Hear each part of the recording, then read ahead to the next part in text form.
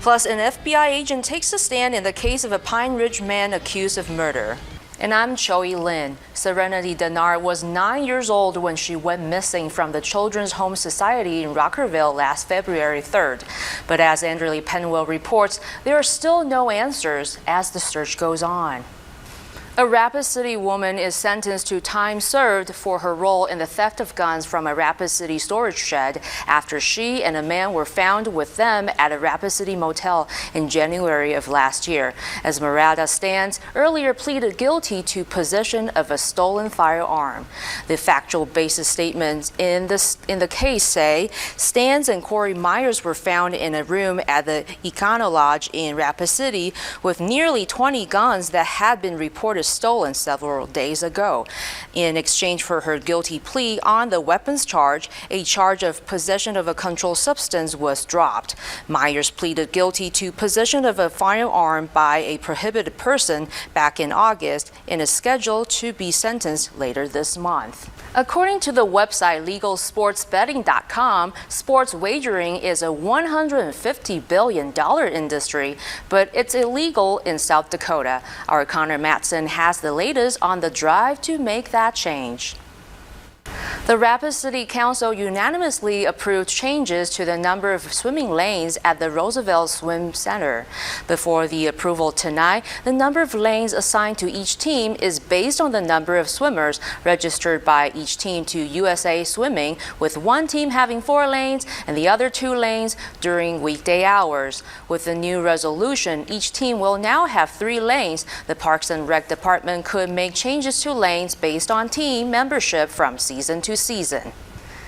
What a beautiful start to the weekend. The sunshine and warm air sure was nice. A lot of snow and ice were melting. Yeah, and are we going to get some more of that in the forecast? For that answer, let's turn to meteorologist David Stradling. We'll hear from some of the Lakota people here in South Dakota after the break right here on Black Hills Fox News at 9.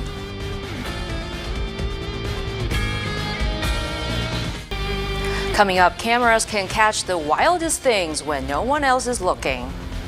Do you know that there were Native American code talkers from South Dakota? Some people are hoping to build a monument in memory of these war heroes right here in our state. You search code talkers online. What information do you get? You see mostly Navajo-related search results, but there are also Lakota people served as code talkers during wars.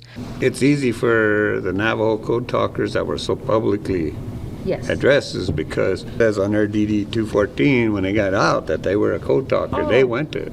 But for reasons unclear, the Lakota code talkers didn't get any document that says code talkers. My grandfather is one of them, Ambrose Keep. He was a code talker. My own grandfather, I didn't know he was. They swore an oath when they got out of service, said they couldn't talk about it no more. They didn't. So it's a secret that's died because there's no living code talkers no more. For many Native Americans, not only some key information about the war is hidden, but also one part of their family's story is missing. So a lot of the families of the veterans, of the code talkers, wanted maybe episodes of their service and what they did while they were in the military. We can't give that. We don't have that information. That's the Department of Defense. Officer Robert Dunsmore says there is some other information that hasn't been released yet. DOD admitted to us that they used code talkers in Korea and in the beginning of Vietnam, but they weren't going to put it in black and white. It is believed more than 200 tribal members in South Dakota used their language to send covert messages during the wars. As many veteran service officers are still trying to get more people recognized, they're going to build a monument for all the code talkers, known or still unknown. We look at our code talkers and the honor that they bring to our people, to our families, to our nations. To the state of South Dakota. Right. The Code Talker Monument will be built in Pierre. The project has been approved by the state. Now they just need to raise enough funds to have it complete. Reporting in Rapid City, I'm Choi Lin, Black Hills Fox News. To support the Kotaku Monument, you can call 605-224-1025 or go to sdcommunityfoundation.org. We Do, the Whitewood Economic Development Organization, is a group promoting growth in the Whitewood and the surrounding area. Today, they received a grant from Black Hills Energy to be used for building development. Black Hills Energy present the group with a $10,000 check today. Whitewood aims to attract a bigger workforce utilizing housing with work-life buildings, where the business is on the first level with the living space on the upper levels. The grant has already aided in building one unit with another on the way in the spring. Whitewood officials say they are hopeful this could serve as a template and other communities will follow through. Black Hills Energy says it's an important thing to do to support growth in the communities they serve. Whitewood is a valued community that we serve here, and so we're always looking for ways to support and grow the communities we serve. And so when we received their application for this grant, it was very well put together and addressed some of the needs that are here in Whitewood with affordable, economical housing and then business recruitment. We Do is a new group that needs startup funds for marketing, and they say innovative work-life units are a unique step to growth. It seems to be innovative here in South Dakota. We're kind of trying to pioneer it and make it commonplace here. But I would say it's the new wave, I guess, in South Dakota. But it's kind of coming back to our roots. That's how Main Street used to be. The budget is roughly $1.7 million for the 8 completed units. Still ahead, dry January is becoming a popular health trend.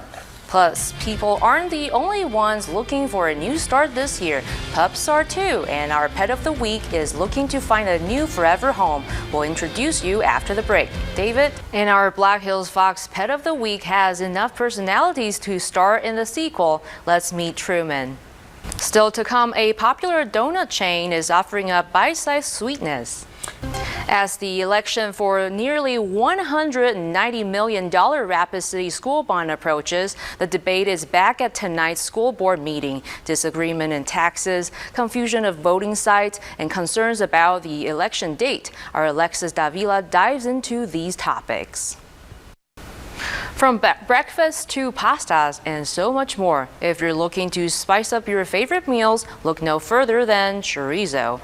Meteorologist and food expert Eric Gardner explains what sets the spicy sausage apart in tonight's 60-Second Kitchen. Coming up, it's the season for ice fishing, and we'll tell you how to have a safe, fun trip to the lake. And the top-ranked St. Thomas More boys basketball team is looking to keep improving despite sitting atop the polls. Those stories and more when we come back with Black Hills Fox Sports. I always think it's fun to look at those polls. I like to see those. I'm glad to go through those. The rankings, they're kind of they're a lot of people's favorite thing to see every week. People want to see how teams are doing. Absolutely. Our final weather when we come back. David Daniel recaps the winners and doles out the highlights in tonight's Hollywood Minute. Wow, lots of good stuff out there. I guess that's why they call it Hollywood. 1917, want to see that. Tom Hanks and Ellen DeGeneres. I mean, very deserving. Yeah, me too. I want to watch that one too. Yeah, all sorts of good stuff. And we're out of time. See you tomorrow night.